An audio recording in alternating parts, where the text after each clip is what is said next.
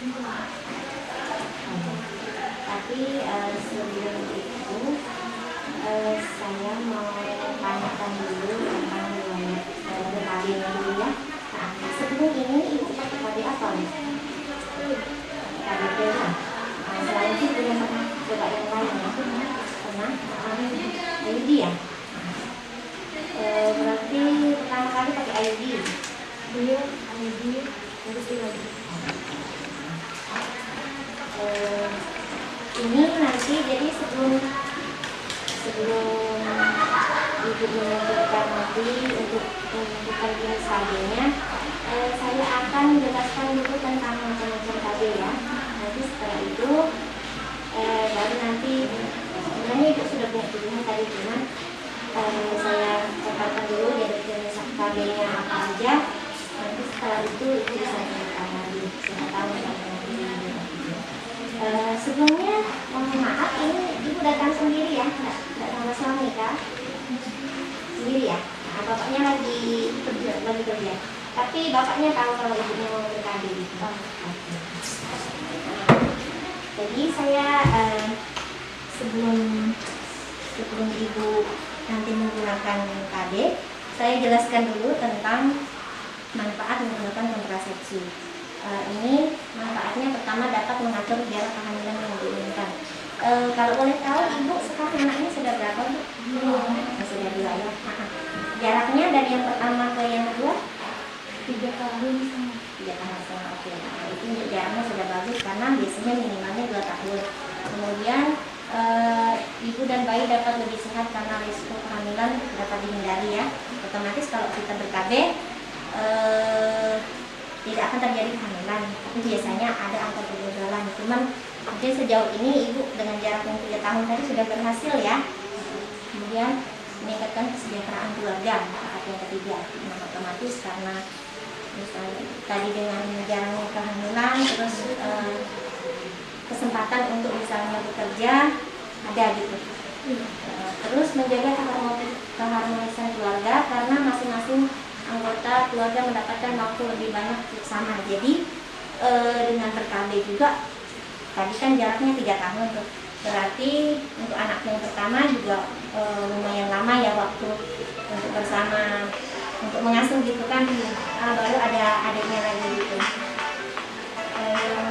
Terakhir memberikan kesempatan pendidikan pada anak yang lebih baik. Nah, jadi dengan sekarang 2 anak, kalau slogan KB 2 anak lebih baik. Nah, jadi dengan begitu nanti bisa memberikan kesempatan untuk anak dapat pendidikan yang lebih baik ya. Nah, ada rencana mau nambah lagi? Nambah. Tapi ini sudah laki-laki perempuan sudah? Belum, baru perempuan. Oh iya, baru perempuan. Tapi sebenarnya nggak tahu bu. Itu laki-laki perempuan sama. Sekarang menggunakan KB ya, sebelum yang terakhir haid itu pakai KB apa? Pakai kondom. Oke.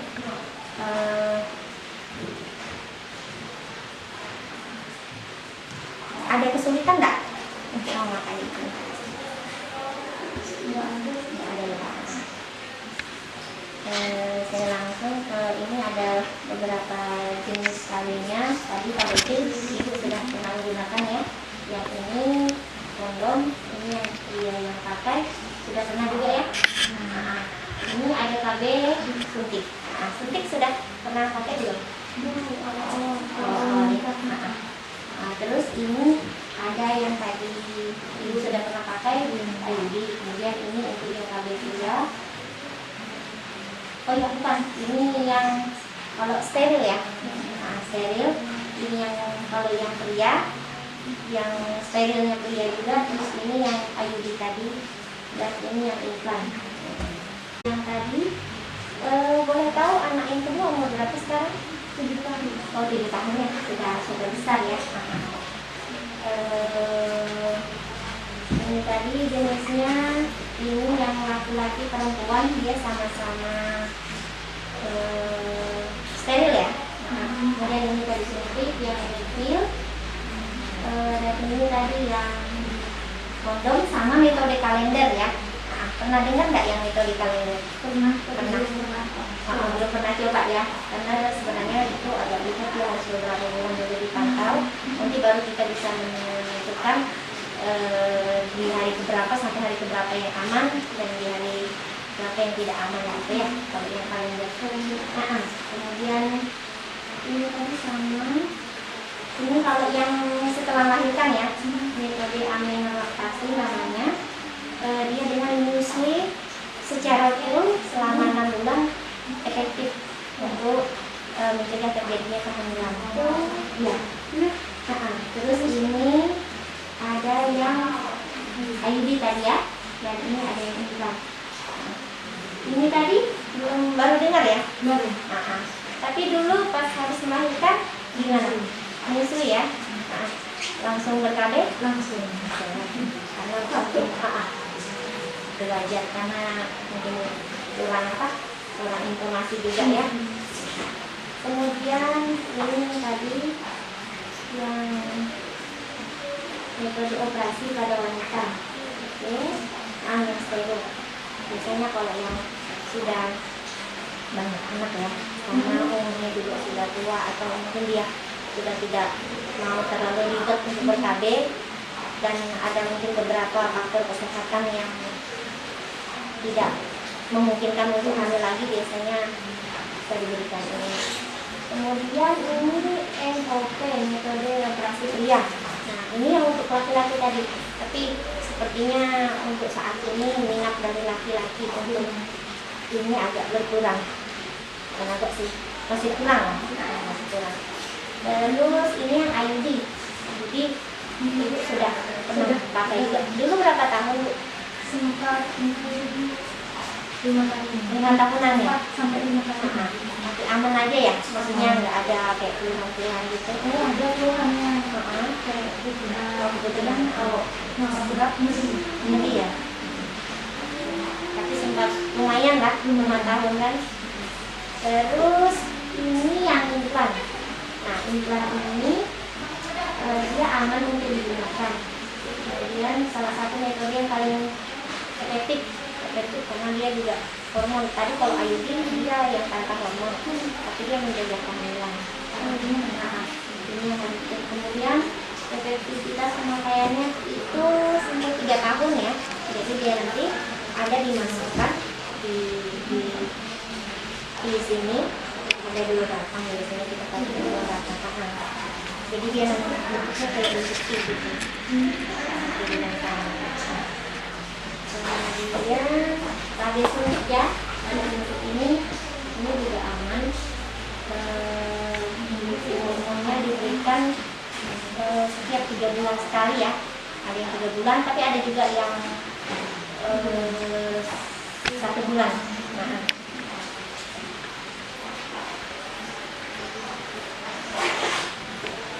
Kemudian pil. Nah, pil itu dia ada 2 hormon, yaitu estrogen dan progesteron. Biasanya kombinasi deh ya. Nah, itu 28 tablet kita minum itu setiap hari. Nah, itu agak repotnya karena kita setiap hari minum ini kadang lupa. Nah, kalau misalnya pas lupanya pas waktunya kita subuh, disitulah kadang bisa terjadi kehamilan. Jadi kadang ada yang berpendapat katanya kebobolan. Nah, tapi sebenarnya itu kurang tepat gitu kan. Kalau misalnya yang dikatakan kebobolan itu dia KB-nya tepat, tidak misalnya pil tidak pernah dia terlupakan sama sekali, tapi tiba-tiba dia di situ hamil gitu kan. Nah, itu yang namanya kebobolan. Dia dalam waktu rentang ber-KB ternyata dia hamil. Tapi kalau misalnya dia mungkin dia lupa atau memang malas dia minum, ternyata terjadi kehamilan, itu mungkin faktor kebobolannya. Oke, kemudian ini mimipil. Mimipil ini biasanya untuk yang apa ya, istilahnya itu mobil darurat gitu. Nah, jadi kan kadang misalnya dia memang tidak ber-KB, tapi dia tidak menginginkan untuk hamil, nah ternyata atau misalnya dia menggunakan metode kalender, ternyata pas di rentang waktu yang dia harusnya tidak boleh berhubungan, ternyata mungkin berhubungan, nah di situ dia bisa menggunakan yang metode itu. Nah, biasanya kalau dulu karena saya itu cuma 2 aja, jadi maksudnya kalau berhubungan itu berapa jam kita minum dia bisa mencegah. Tapi biasanya itu nggak terlalu disarankan sih. Nah, karena kita nggak bisa memastikan gitu kan. Ini memang lebih bagus yang memang teratur ya. Dia itu yang kecil itu atau memang dia ada sendiri. Biasanya dia ada mungkin dalam satu keping cuma ada 2 gitu kan. Dia betul-betul untuk yang darurat.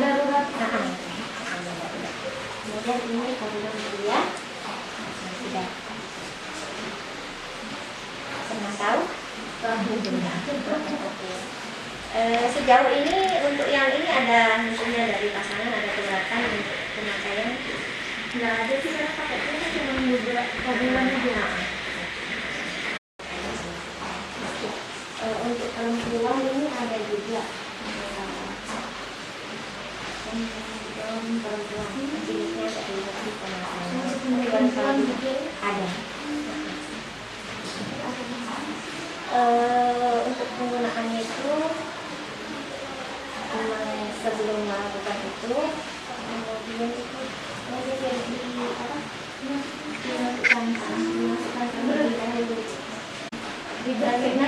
kalau untuk dari beberapa metode kontrasepsi ini memang dia tujuannya itu untuk mencegah terjadinya kehamilan. Kalau yang memang untuk efektif untuk IMS ini untuk infeksi menular seksual, penyakit kelamin itu yang lebih efektif itu kondom, kemudian mungkin kondom wanita. Nah, dia itu ada bentuknya karet ya, dengan cincin penahannya itu. Nah, itu yang dimasukkan ke dalam vagina. Jadi agak ribet sih sebenarnya. Anak-anak laki Agak ribet ya. baru tahu ini. Baru tahu ya. Keuntungannya itu nggak memerlukan pemeriksaan medis memang. Nah, yang penting paham aja cara pemakaiannya. Tadi sama untuk mencegah penularan IMS, sama juga seperti kondom yang dipakai oleh laki-laki dapat digunakan dengan kontrasepsi lainnya. Jadi kalau kondom itu misalnya kita minum pil, nah ternyata kita ragu kan, misalnya lupa minum, apa boleh misalnya kalau pakai pil ternyata ragu bisa pakai kondom, atau misalnya lupa minum gitu kan. Terus ini tadi cara pemahaman agak ribet sih. Ya, agak repot. Terus yang ini tadi yang metode aminorlaktasi. Nah, ini yang menyusui setelah melahirkan.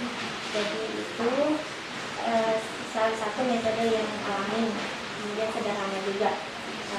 Jadi dengan bayi itu menyusui terus-menerus, dia akan membantu rahimnya untuk berkontraksi. Jadi di situ dia bisa mencegah untuk spermanya masuk atau bertemu dengan telur, dengan sel telur dari perempuan. Nah, di situ dia bisa mencegah terjadinya kehamilan. Ada nggak yang menyusui tapi hamil?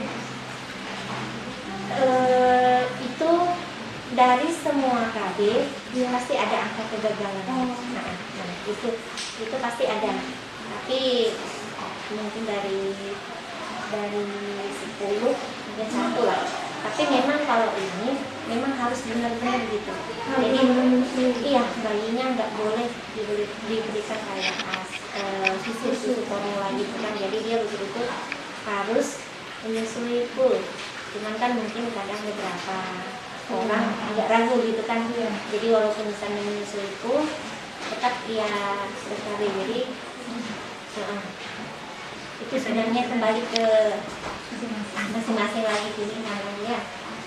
Itu dengan biasanya memberikan ASINya paling tidak 8 kali dalam satu hari. Keuntungannya itu dia mudah, praktis, higienis. Maksudnya yang nggak terlalu aneh, bukan yang penting cara pemberian ASINya tadi benar, berarti nanti KB-nya pasti berhasil juga. Terus keterbatasannya itu harus disiplin. Itu tadi saya bilang disiplin, terus konsisten dalam memberikan ASI. Jadi nggak boleh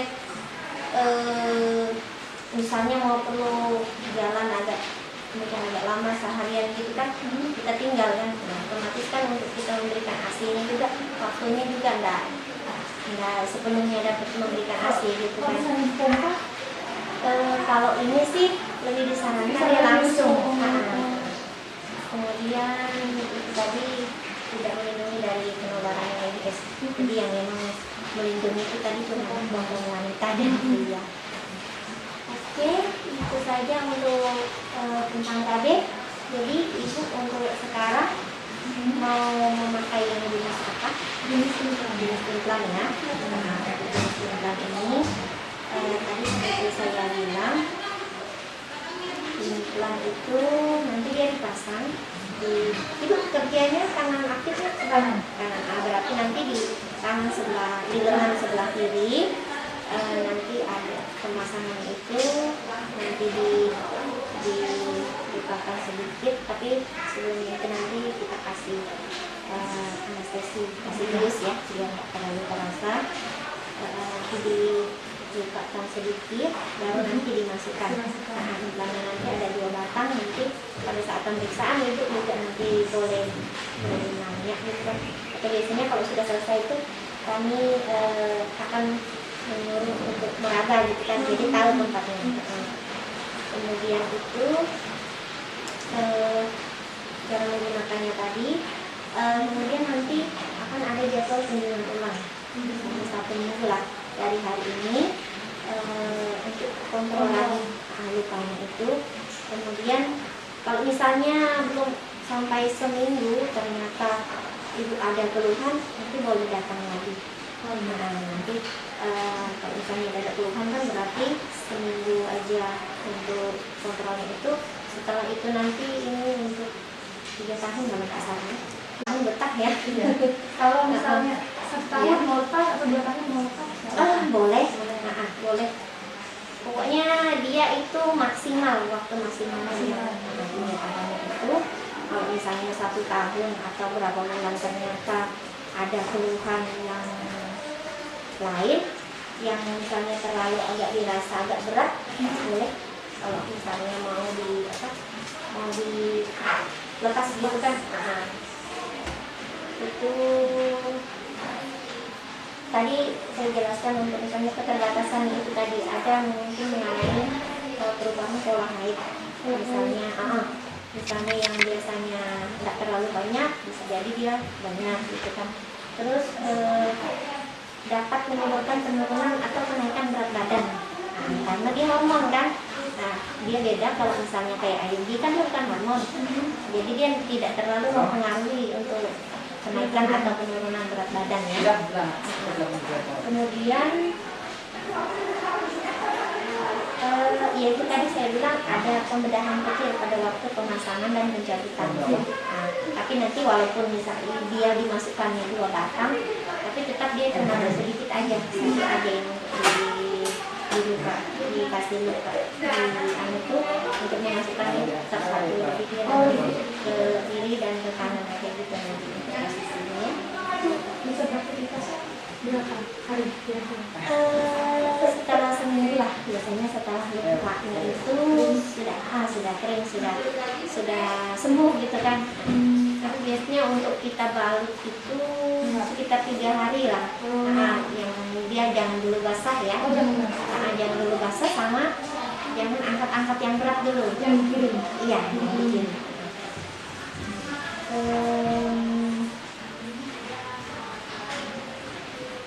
pasang ya. Bisa saja nanti waktu selanjutnya nanti